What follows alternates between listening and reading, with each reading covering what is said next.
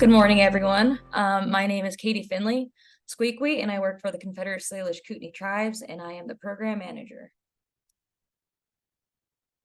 So, there we go. So a little bit about our tribe, if you're unfamiliar. The Flathead Reservation has about 1.3 million acres, and 5% of that area is the southern portion of the Flathead Lake, and 40,000 acres of wetlands and around 1,000 plus miles perennials, rivers, and streams. So safe to say we have quite a bit of water that we're trying to protect here from AIS. So a little bit about what the program does. I do some outreach and education with local schools. I do a mussel walk, 2 in Polson and then 1 off the reservation in Big Fork. I do river honoring with some kiddos that are about 4th and 5th grade. And as you can see in the bottom right corner, they get creative and have a lot of fun. And the mussel walk is the bottom left in the top photo.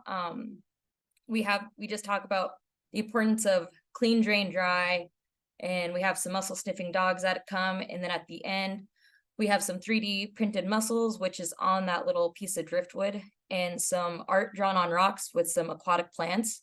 And that just kind of gets kids going, walking the shorelines, picking up trash, and just keeping an eye out for AIS and knowing when to report it and how to report it. Some watercraft inspection stations. The tribe has been operating since 2018, partners with Fish Wildlife Parks. And fun fact about Ravalli, it is the 2nd most stopped at station in Montana. So we get pretty busy. 4th of July, we see probably about 2,000 boats in a week.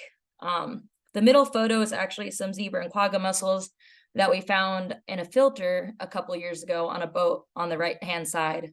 So we see quite a bit of fun stuff there, scary stuff.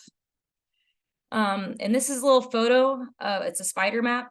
So it kind of shows from the distances of places of people traveling their boats, and the stars Ravalli. So, and all the red spots is infested waters. So you can see boats are coming from Alaska, Canada, Florida, Midwest, Arizona, all kinds of places. So last year, we inspected 13,520 boats. And of those, 2,664 are high risk. We operate from March to October. We're one of the few operation stations that operate so early because we're trying to hit up snowbird traffic coming from those places such as Lake Mead.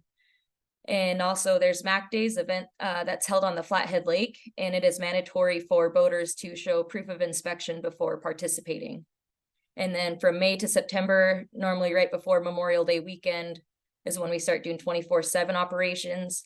And around that time up in Big Fork, there's Whitewater Fest, which is a popular event for rafters and kayakers, and they come from all over the country as well to participate in that event.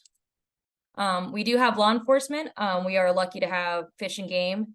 They always have a warden assigned to the station. And on the left side, you can see they sometimes like get out and inspect the boats as well. And other times that's the actual boater that we had with the mussel-fowl boat talking to one of our wardens. We also operate check station off the reservation, which is about 65 miles. And we operate from April to October. This one's a little slower of a check station. Inspections, 4,118, and about 135 high-risk boats. Most of those high-risk boats are coming from Noxon Reservoir, which is right up the roadway, and it has Eurasian water milfoil. So we mostly catch a lot of boaters that have some of that tucked in their trailers and on their motors, and they actually appreciate us being there because they say even though they try to go to the car wash themselves, they can never get their boat as clean as our decon unit can. And so someone earlier shared a photo of this map, and as you can see, it is the distribution of zebra and quagga mussels. The red star is where Idaho Falls detected at end of September last year. So it's kind of scary for Montana because almost all of our borders are now kind of with hot states, North Dakota, South Dakota, and then Idaho. So that Thompson Falls check station is very important on keeping the zebra and quagga mussels out of this part of the basin of the Columbia River, since we are the headwaters. And we do have some special guests. We have some mussel sniffing dogs that like to come hang out with us in the mornings because it does get pretty hot out there for them.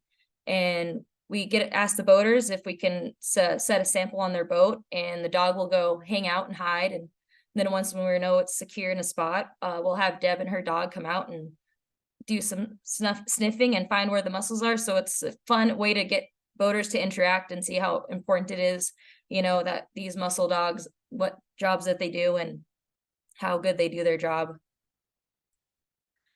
And so what's to come this season, I'm starting a mobile outreach station to talk to boaters and find gaps within the state of where boaters are transporting their boats and what times they're passing through the check stations, if it's like early in the day or late afternoon, and communicate that with Montana Fish Wildlife Parks to see what we can do as a program as a state to be better about it, and just to educate tourists that are coming through and let them know that we don't want the zebra and quagga mussels here and how important it is to clean, drain, and dry.